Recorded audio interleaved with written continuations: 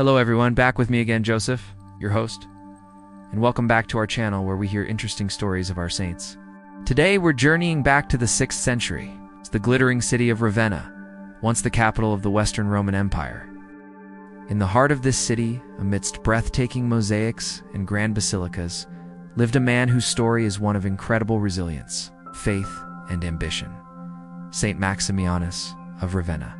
You might have seen his famous portrait in the Basilica of San Vitale, standing right next to the Emperor Justinian. But who was this man, and how did he become one of the most powerful and influential bishops of his time? Let's find out. Maximianus was born around the year 499 in the city of Pola, in modern-day Croatia. From a young age, he felt a deep calling to serve the church.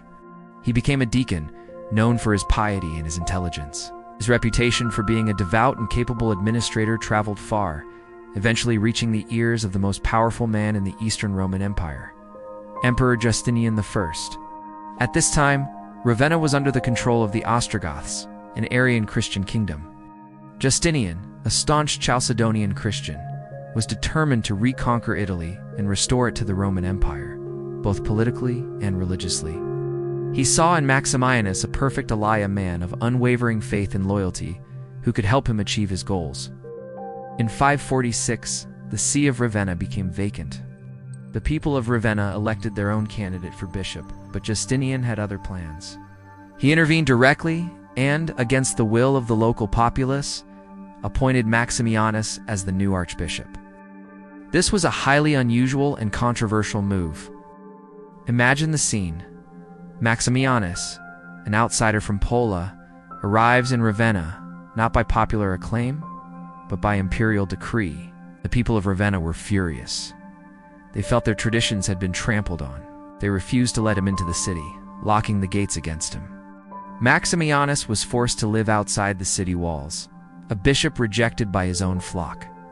It was a humiliating and incredibly difficult start to his episcopate. Many lesser men would have given up and returned home. Maximianus was not a lesser man. Instead of responding with anger or force, Maximianus demonstrated remarkable patience and strategic thinking. He didn't try to storm the city. Instead, he waited.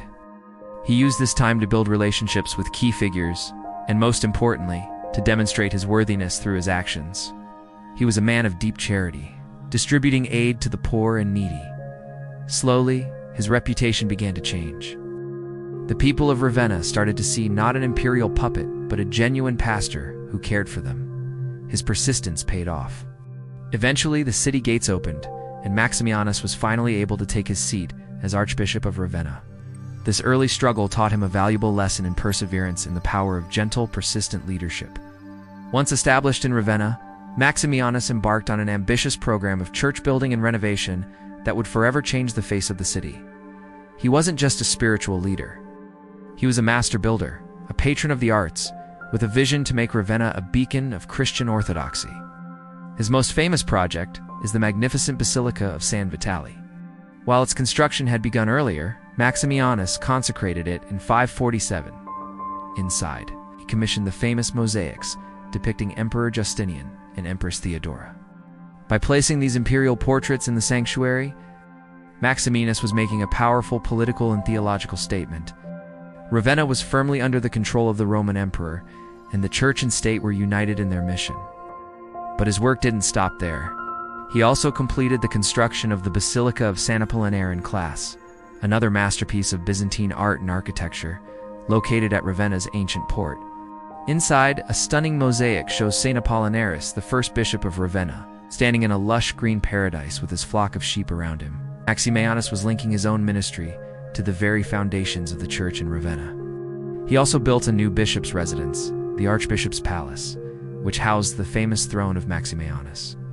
This incredible throne, carved entirely from ivory panels, is a testament to the wealth, power, and artistic sophistication of his court. The intricate carvings depict scenes from the life of Christ and the story of Joseph, showcasing a deep understanding of Scripture and a desire to teach the faith through art. Through these building projects, Maximianus transformed Ravenna into a city that rivaled Rome and Constantinople in its splendor. Beyond his role as a builder, Maximianus was also a dedicated scholar and a guardian of church history. He understood that faith is not just built with bricks and mortar, but also with words and ideas. He took on the monumental task of revising and correcting Latin texts of the Bible, ensuring that the scriptures available to his flock were accurate and reliable. This was a painstaking process that required immense learning and dedication. Furthermore, he commissioned a comprehensive history of the Church of Ravenna, compiled by the scribe Ignellus. This work, known as the Liber Pontificalis Ecclesiae Ravennatus, preserved the stories of his predecessors and solidified the historical importance of the See of Ravenna. By chronicling the lives of the bishops who came before him, Maximianus was creating a sense of continuity and tradition. He was showing that his episcopate was not an isolated event, but part of a long, unbroken chain of apostolic succession stretching back to Saint Apollinaris. This scholarly work was crucial for establishing Ravenna's identity as a major ecclesiastical center. Maximianus's time as archbishop was not without its controversies. He was a fierce defender of Chalcedonian orthodoxy and a staunch supporter of Emperor Justinian's religious policies. This often put him at odds with other powerful church leaders, including Pope Vigilius in Rome. One of the biggest controversies of the era was the Three Chapters, a dispute over the writings of three theologians accused of having Nestorian sympathies. Justinian condemned the Three Chapters, hoping to reconcile with Monophyitite Christians in the eastern parts of the empire. Pope Vigilius initially resisted the emperor's decree, leading to a major clash between Rome and Constantinople. Maximianus, loyal to his patron Justinian, sided with the emperor against the pope. This was a bold and risky move, highlighting the complex web of politics and theology that defined the 6th century church. While his stance created tension with Rome, it solidified his position as the emperor's chief representative in Italy and the most powerful churchman in the West. He was navigating a difficult path, trying to maintain church unity while also remaining loyal to the emperor who had appointed him. Saint Maximianus of Ravenna died in the year 556, having served as archbishop for about 10 years. His legacy is etched into the very stones of Ravenna. The magnificent churches he built still stand today, their golden mosaics shining as brightly as they did 1,500 years ago. They are a testament to his vision, his ambition, and his deep faith. So, what can we learn from the life of this remarkable man? First, his story is a powerful lesson in perseverance. He faced rejection and humiliation at the beginning of his career, but he did not give up. He patiently won over the hearts and minds of his people through service and charity. Second, he shows us the power of vision. Maximianus dreamed of making Ravenna a glorious Christian capital, and he used his position and resources to turn that dream into a reality. He understood that beauty and art could be powerful tools for evangelization, lifting people's minds and hearts to God.